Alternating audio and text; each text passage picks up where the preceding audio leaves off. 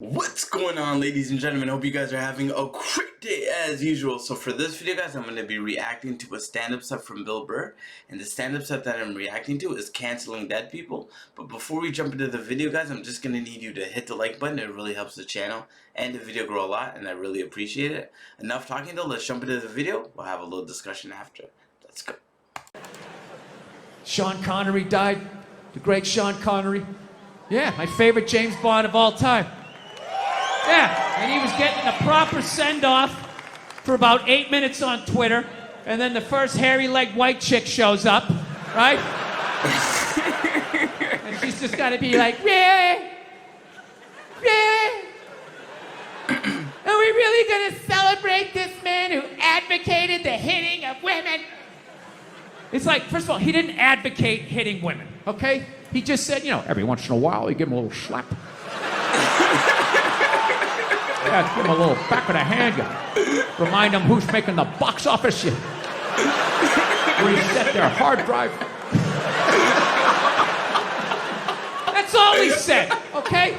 Yes, it's a crazy statement in 2021. 1976, you know, it's not good, but it's not crazy. Right? And he's born in 1930. You gotta put the shit in historical perspective. You ever watch? I love old movies. You ever watch movies from the 30s, 40s, and 50s? Yeah. Anytime a woman even has heightened emotion, there's some guy like, get a hold of yourself, see? Yeah, go make me a pie. Put it on the windowsill. Right? That's what he grew up watching.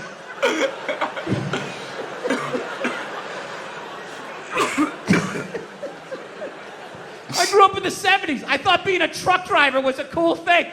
You know, you had a monkey for a friend, going around, chicks showing their titties. I thought that was the world. I had no idea. That's what I was watching. My thing is okay, so if you're going to cancel all of these fucking dead guys, and you're going to shit all over them after they're dead and they can't defend themselves, why are you only going after men? You know, what about all the horrible women in history? You can't just go after the men. That would be sexist. And this is what they don't want. You know? I mean, what about Coco Chanel? Great example. Coco Chanel, widely considered a feminist icon. She started her own purse factory, right? The 19-teens or 20s, whatever the hell she did. I can't imagine the sexism that she had to deal with, you know? An amazing accomplishment, hats off to her, right? However, she was also a Nazi sympathizer. Yeah, that's like half her fucking Wikipedia page. Just sitting there, waiting for someone to read it. Right out in the open, nothing. So evidently what happened was, in World War II, old Adolf came rolling into town, okay, with his tanks with the Porsche engines in them, took over the town in like fucking 90 minutes. She freaked out. She closes up her shop, right? Figured out where all the head Nazis were staying, what hotel. She moved in there, and she started a relationship with one of the Nazis. Yeah, she started fucking a Nazi. You ever see those Holocaust videos? Huh, with those piles of kid shoes? Yeah, she was sucking the dick that did that. Now, just to refresh my memory, what did Sean Connery do again? Oh, you know, every once in a while you give him a little slap. That's what he did. She's sitting there like, hey, Adolf, what's going on?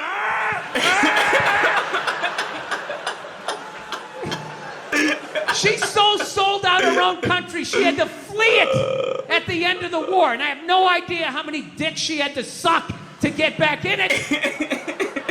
But I'll tell you, despite all of that, I still don't judge her. I know. Because I've never been in that situation. You know, I've never been in a country where all of a sudden the most powerful army the world has ever seen comes in and takes it over in a couple hours. She must have been terrified, right? And she's a woman. You know, she's into fashion. They show up with those Hugo Boss uniforms. You know, her knees buckle a little bit. Things start getting ugly. People are getting shot in the street. She's freaking out, you know. And she's a woman. And women know, push comes to shove, when you get your back against the wall, no matter how bad it gets, they always have the option of fucking their way out of a situation. They always got that card they can play, right? All women know this. All women know this. Men don't realize this till they go to prison. But women learn this early on. She had the option, and she took it. I can't get mad at her for that, you know? That's it. So she's dead and gone. I think she's up there in heaven. I think she made it. She's up there with Sean Connery. Every once in a while they have a disagreement. He gets a little slap, you know? She doesn't care. Once you shit on a Nazi's chest, I mean, a little backhand's not going to freak you out. Jesus can't say anything. He got a hooker, right? Everybody's got a little something they did. Oh, man. Yeah, there you go. So, still buy your Coco Chanel. She's still a hero. She was a victim. She was a victim of that time. She was frightened. She was scared.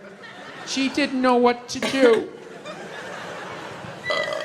Alright guys, great stuff there by Bill Burr as usual, but let's jump into what he was talking about. First of all, shout out to Sean Connery and R.I.P. I'm named after Sean Connery. My mom's favorite movies growing up were James Bond movies, and Sean Connery was playing James Bond at that time, so she actually named me after him, so shout out to him. But let's jump into what Bill Burr was talking about. First of all, people are only as good as their options. So no matter what time they're living in, no matter what the circumstances are within that society, if people have an advantage, they're going to take them.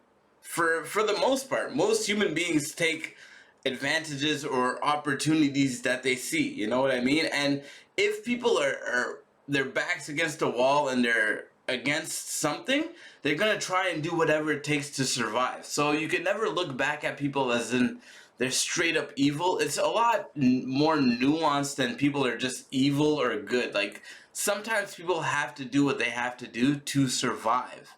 And that's enough. Like, being born, we're all born. So all our ancestors, to some degree, survived to a point where they could have a family. So you have to think about it. All our ancestors were survivors. No matter how you want to break it down, they were survivors. So they did what they had to do. Are you going to like look back and be like they're evil for doing it? I don't know. That's up to you, right? That's how your moral compass finds its way. But in terms of canceling dead people, I think it's just I think it's pathetic to talk badly against dead people because they can't defend themselves, you know? And if you really wanted to bring up a lot of stuff, you should bring it up to them while they're alive. Like, you shouldn't have to wait until someone dies to bring up all the stuff that they've done. And we've all done bad stuff. We all know other people do bad stuff. It doesn't mean they're bad as a human being. It just means maybe they made a mistake. Maybe they made the wrong decision. You know what I mean? It's a lot more nuanced than just good or bad and whether or not someone made a good decision in the moment. You have to really, like, go beyond that and really examine people's lives and the decisions they've made, how they've lived growing up, to really examine people and really judge and blame them. And then again, who are we to judge? Like I said, we've all made mistakes. So it's a tough thing to do as a human being because we're all flawed.